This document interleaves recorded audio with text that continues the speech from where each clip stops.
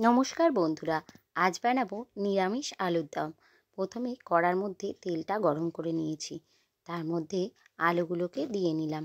আলুগুলোকে আমি ডুমো ডুমো করে কেটে নিয়েছি। আলুগুলো লাল লাল করে ভাজা হলে আলুগুলোকে আমি তুলে রাখবো। এবার এর মধ্যে দিয়ে দিলাম তেজপাতা, শুকনো লঙ্কা, গোটা গরম মশলা, আর দিয়ে নিলাম এর মধ্যে অল্প একটু হিং দিয়ে ভালো করে নাড়িয়ে চাড়িয়ে নিয়ে দিলাম এর মধ্যে আদা বাটা দিয়ে ভালো করে নেড়ে চেড়ে নিতে হবে।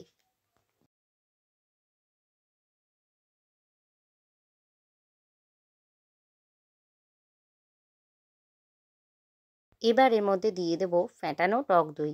বলে রাখি, টক দইটা দিয়ে গ্যাসটা হাই ফ্লেমে দেবেন না, লো ফ্লেমেই ভালো করে নাড়িয়ে চাড়িয়ে নেবেন, না হলে দইটা কেটে কেটে যাবে। এবার এর মধ্যে দিয়ে দিলাম চালমগজ ও কাজু বাটা, দিয়ে ভালো করে নাড়িয়ে চাড়িয়ে নেব। মশলাটা খুব ভালো করে কষিয়ে নিতে হবে। কষিয়ে নিলে দেখবেন এরকম হালকা করে তেল ছেড়ে যাচ্ছে। আমার মশলা কষানো হয়ে গেছে।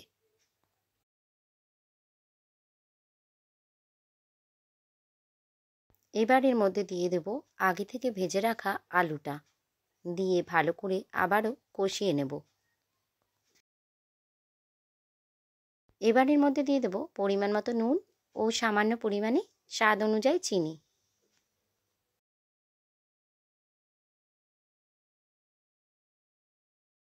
এবার এর মধ্যে দিয়ে দেব অল্প পরিমাণে জল।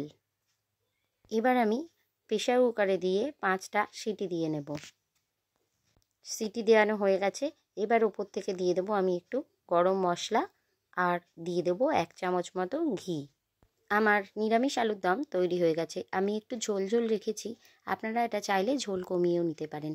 আর এটা লুচি, পরোটা, পোলাও, ফ্রাইড রাইস, খিচুড়ি যে কোনো কিছুর সাথেই খেতে পারেন। কেমন লাগলো অবশ্যই জানাবেন। ভালো লাগলে অবশ্যই লাইক আর শেয়ার করবেন। ধন্যবাদ।